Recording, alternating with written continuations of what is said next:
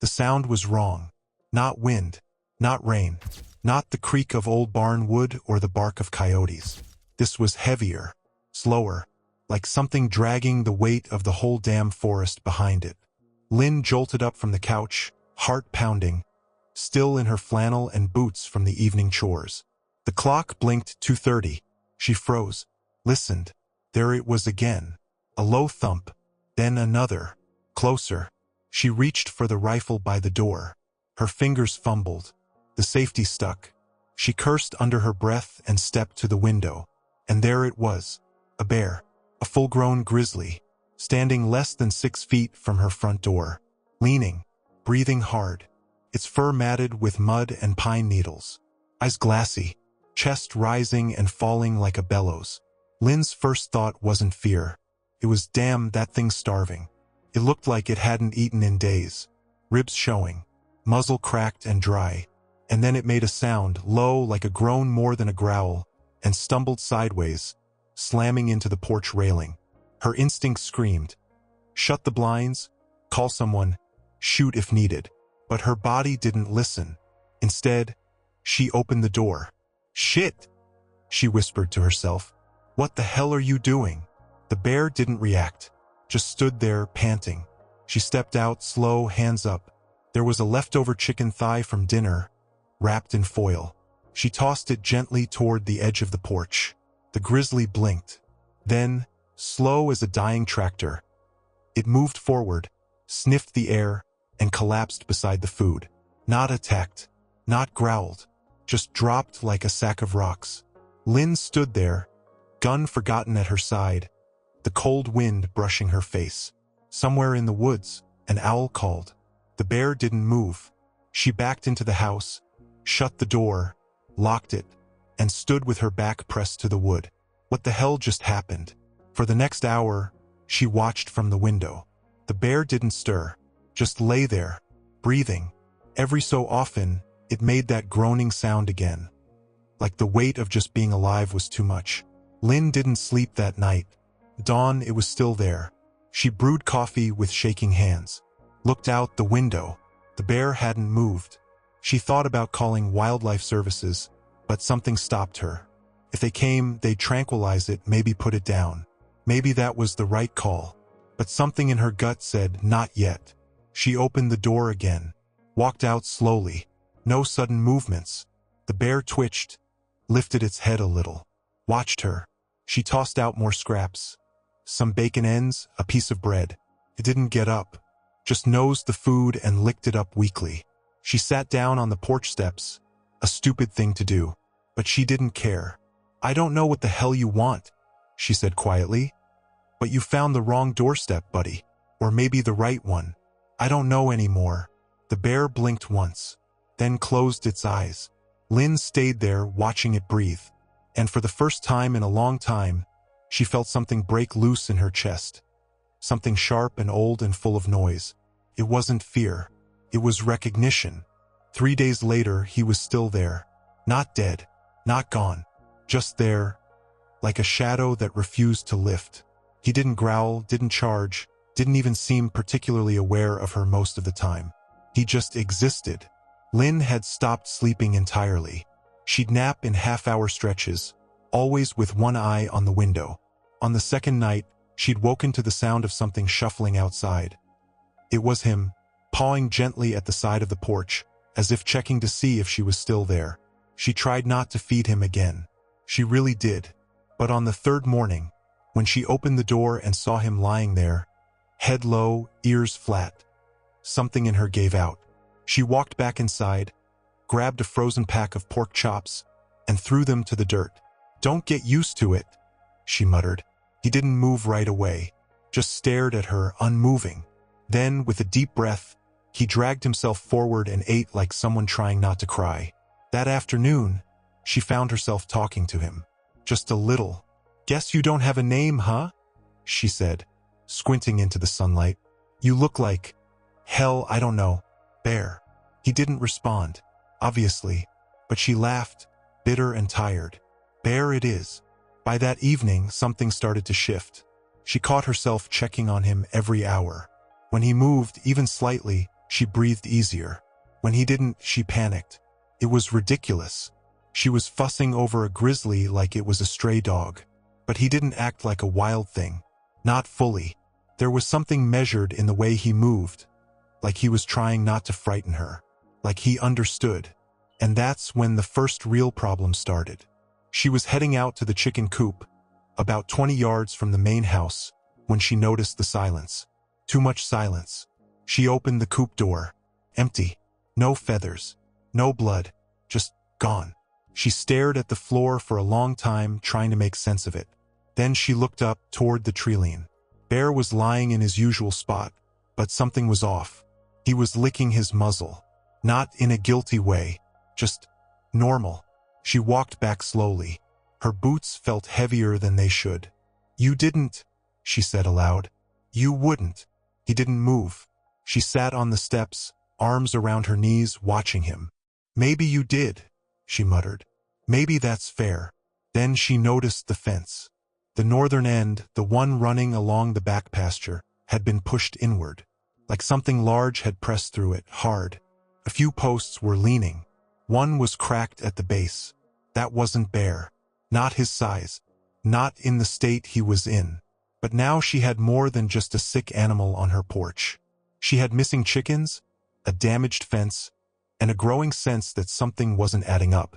She stood up, wiped her hands on her jeans, and walked back inside. The phone sat on the counter. She picked it up, started to dial, then stopped. Outside, Bear huffed. A deep, tired breath. She set the phone down. Not yet. The rock hit the window just after midnight. Lynn jerked awake, heart in her throat.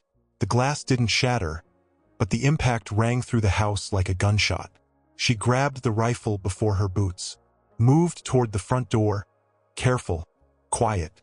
She flicked the porch light on. Nothing, just the dark. And Bear, curled up by the shed, not even flinching. She stepped out, scanned the yard. That's when she saw it. A rock the size of a fist, lying on the porch boards. Taped to it was a piece of paper. She peeled it off with shaking fingers. "He doesn't belong here. Neither do you." No signature. She stood there, breathing through her teeth, staring into the tree line. She wasn't sure who she was angrier at. Whoever threw the rock, or herself for not seeing this coming. The next morning, John showed up. Didn't knock. Just opened the screen door and stepped into the kitchen like he still had the right. "You seen the mess by the store?" he asked, skipping pleasantries. Lynn didn't look up from the sink. "I've been here. Someone busted up the trash bins. Took half the dog food off the loading dock. Claw marks on the siding. Wasn't him." John folded his arms. "And you know that how?" She turned then, eyes dark, voice flat. "Because Bear barely moves. He's sick, half dead. You've seen him. I've seen what a wild animal can do when it's desperate." They stood there in silence, the only sound the slow drip of the faucet. John sighed, softer this time. "Lynn, people are scared. This isn't just about you. Or the bear. It's about the town. The kids that walk that road to the bus stop. The dogs that go missing. Folks talk. And they're saying you're keeping him here." "I'm not keeping him. He won't leave." John gave her a long look. "You feed him?" She didn't answer. "That's what I thought." He stepped back toward the door. "You gotta make a choice. Before someone else makes it for you." After he left, she sat at the table for a long time, the note still in her hand. Outside, Bear shifted in his sleep, letting out a long, low moan. By noon, she'd made a sign, "Private property. No trespassing." She nailed it to the gatepost herself. That night, she left a bowl of water by the porch, and a few scraps. Not much, just enough. She sat with him for a while, knees pulled to her chest. "You scare them," she whispered. "Maybe you should. Maybe I do too." Bear didn't move. She looked at the trees, shadows long and twitching in the wind. "They think I'm crazy. Maybe I am." A gust of wind knocked the bowl over. Water spilled across the porch. She didn't pick it up. Let them come. The forest felt off that morning. Still, Lynn walked the north trail with Bear trailing 20 feet behind, slow and limping, his breath loud in the chill air. She hadn't planned to go far. Just needed to check the fence line again, see if the wind had done more damage. The sky was heavy, like it hadn't decided whether to rain or not. The kind of day that pressed on the chest. She spotted the trap near the creek. Big, rusted steel jaws, half buried in dead leaves, but the ground around it was disturbed, fresh mud. A streak of broken pine needles. Something had moved it. Her stomach clenched. Someone had reset it. Or maybe Bear had stepped on it and somehow got free. She turned to look at him. He had stopped moving, just stood there watching her. "You know this thing?" she said. He didn't blink, didn't growl, just stared. Lynn walked to the trap, nudged it with a stick. It snapped shut with a terrifying crack that echoed through the trees. Bear flinched but didn't run. She swore and kicked the trap hard. It skidded into the underbrush. "What kind of bastard set something like that out here?" she muttered. Back at the cabin, Bear lay near the porch again. He hadn't eaten the scraps she left this time. Just sniffed them, then looked toward the woods, like he was listening. That night, Lynn woke to a noise. Not the usual creaks. This was lower. A grunt, then a snort, then silence.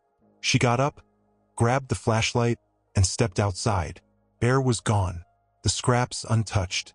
The water bowl still full. Porch empty. She scanned the treeline. Nothing. Then movement. Just beyond the fence. Something big, slipping between the trees. Not Bear. Too fast. Too upright. She froze. Waited. Nothing else came. Bear returned the next morning. His right side was scraped up, fur torn and bloody. He walked with a limp worse than before. Lynn didn't speak, just brought him water and sat nearby. Later that afternoon, as she patched the fence, he got up and followed her. She caught him looking toward the hilltop, ears up. "You're not scared of me," she said quietly. "But you're scared of something." She followed his gaze. Trees. Just trees. That night, the wind howled through the rafters. Lynn locked every door and window, set the rifle beside her bed, slept in boots. She dreamed of snapping jaws and dark shapes moving just out of reach. In the morning, the trap was gone from the creek. Not where she kicked it. Not anywhere. Someone had taken it. And that meant they were still out there. If you love stories about wildlife rescue, click the subscribe button below. Here's how the button looks on different devices. Every subscription helps spread these stories and raise awareness. The more people know, the more animals get the help they need. And remember, subscribing is completely free. Click subscribe now and join us in protecting wildlife. Lynn didn't plan to go into the woods again. Not after the trap. Not after the sounds in the dark. But Bear had other ideas. That morning, he stood by the edge of the treeline, staring at her through the kitchen window. Not begging. Not hungry, just waiting. She tried to ignore it, made coffee, washed the dishes, but every time she looked up, he was still there. Finally, she gave in. She grabbed her coat, strapped the old hunting knife to her belt, and stepped outside. Bear turned and walked into the woods, slow but deliberate. He wanted her to follow. They moved in silence for maybe 20 minutes, deeper than she'd gone in years. Past the old fence posts from the logging days, past the rusted pickup half swallowed by vines. The trees grew denser, the air colder. Bear led her to a dip in the earth, a hollow between rocks. He stopped at the edge and sat. Lynn stepped closer. At first, she didn't understand what she was looking at. Then the shape of it hit her, a pile. Bone-white, rib cages, skulls, hooves, deer, goats. One carcass still fresh enough to stink. She gagged and stumbled back. Bear didn't move, just watched her. "What the hell is this?" she whispered. No answer. Of course not. But her mind was racing. Had he done this? Was this where he fed when he wasn't near the cabin? Or worse, was he leading her here as a threat? She took a shaky breath, looked at him again. No blood on his face, no meat on his breath. His eyes were calm. "You brought me here on purpose," she said slowly. Bear blinked. She circled the pile, found drag marks, deep gouges in the mud where something had been pulled. Tracks, some his, some not. There was something else here. A bigger bear, maybe, or a predator smart enough to store food. But why bring her here? She crouched beside a shattered skull. It looked cracked, not chewed. Blunt force, not claw marks. Bear huffed behind her. "You didn't do this," she said. But doubt had already started to curl around her ribs. They walked back slower. She didn't speak. Neither did he. When they reached the clearing near her cabin, she paused. He kept walking until he reached the shed and dropped beside it with a grunt. She stood there for a long time, arms crossed, staring at the woods. That night she couldn't eat. The bones haunted her. The smell. The way Bear had looked at her. Not like a predator, but like someone delivering a message. What kind of bear shows you a killing ground? And what kind of woman follows him there? She lay in bed, eyes open, listening to the wind, the creaks of the house. Every sound felt sharper now, more pointed. Her trust was slipping, and once it was gone, she didn't know what would come next. The storm hit just after dusk. The sky cracked in half, and rain came down in sheets so thick she couldn't see the shed from the kitchen window. Wind screamed through the trees like something alive, furious. Then the lights went out. Lynn stood in the dark, holding the lantern with a shaky hand. She reached for the phone, dialed John's number. Nothing. Dead line. She tried her cell, no bars. Of course. The cabin groaned under the pressure. Old wood, tired nails. She stuffed towels at the base of the door, checked the windows twice. Bear didn't show up. That was the first night. She didn't sleep. By morning, the power was still out. The road had turned to soup. No way her truck was making it through that. Still no sign of Bear. Second night, same. Silence. Rain eased up, but fog settled in, thick and cold. She stood on the porch, calling softly. No answer. Something felt wrong in her skin. By the third morning, the rain had stopped, but the power was still dead. She hiked up the ridge to try and get a signal, held her phone up like a prayer. Nothing. When she got back, the front door was open. Just a crack. Not broken, not forced, but she'd locked it. Inside, everything looked normal, except the boots by the door. They'd been moved. A few inches, maybe, or maybe she was losing it. She checked every room. Rifle still by the bed. Ammo untouched. That night, she heard the scream. Not human. Not Bear. A long, guttural wail from deep in the woods. Closer than before. Then silence. Too much silence. She stood with the rifle pointed at the door until dawn. When the sun rose, she stepped outside. Dew glistened on the porch. And that's when she saw the tracks. Not Bear's. They were wider, deeper, spread in a pattern that didn't match anything she knew. Not a cougar. Not a wolf. Whatever it was, it had come right up to the porch. And stopped. Right at the door. She crouched and traced one print with her finger. Claw marks. Long, sharp. She looked out toward the woods. Nothing moved. She whispered, "Where the hell are you, Bear?" There was no answer. The day passed like a fever. She moved from window to window, watching. No sign of him. No sign of anything. By nightfall, she'd set up every lamp, every candle. Rifle in her lap. The wind knocked a branch against the siding. She almost fired. Whatever was out there, it wasn't done. And she was alone. Bear returned on the fourth morning. Lynn saw him limping out of the fog like something from a half-remembered dream. His left flank was torn open, blood dried in thick mats down his side. His head was low, movement stiff. She dropped the mug in her hand. It shattered on the porch. She ran to him without thinking. "Jesus, what happened to you?" He didn't growl, didn't flinch, just collapsed at the base of the steps. She knelt beside him, breath caught in her throat. The gash was deep, teeth marks for sure. Not a trap, not a fence. Something bit him, something big. She cleaned the wound the best she could. Warm water, a clean shirt ripped into strips. He huffed once, but let her do it. That, more than anything, told her the truth. He trusted her now. Or maybe he was just too tired to care. As she worked, her mind raced. The tracks, the scream, the open door. Bear hadn't run. He'd gone out there, into that storm, and fought for her. Later, as he slept, twitching in pain, breath slow, she sat on the porch with the rifle across her knees. She didn't cry, but her hands wouldn't stop shaking. Around noon, she spotted movement near the tree-line. Not Bear, different shape, sleeker, quicker. It stopped just past the first row of pines. A young grizzly, male, larger than Bear, but not by much. Eyes bright with challenge. He looked at her, then at the house, then turned and vanished. She exhaled slowly. So that's what this was. 2 bears. One old, slow, sick. One young, bold, hungry. And Bear, the one on her porch, had stood between her and whatever that other thing was. She looked back at him, still sleeping, chest rising and falling in a rhythm that sounded more human than animal.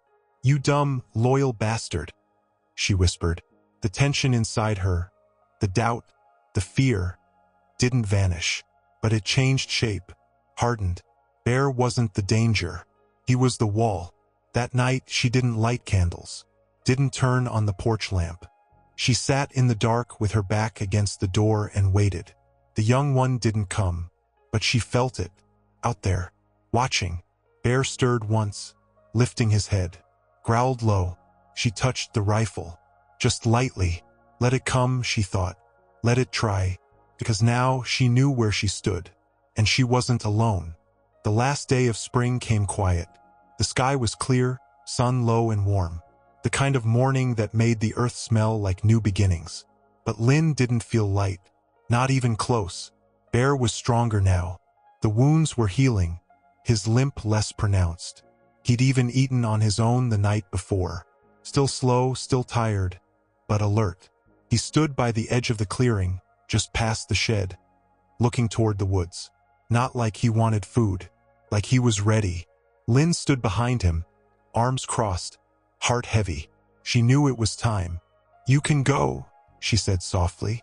He turned his head slightly, not all the way, as if acknowledging but not asking permission. "Nothing left for you here," she added. "Not really." He stayed for a few more minutes. Then, with a deep exhale, he stepped into the trees. No drama, no slow-motion goodbye. He just left. She watched until the forest swallowed him. Then she went back inside. The house felt larger, emptier. She cleaned the porch, threw out the bowls, folded the towels, mended the broken screen. Normal things, human things, but none of it felt the same.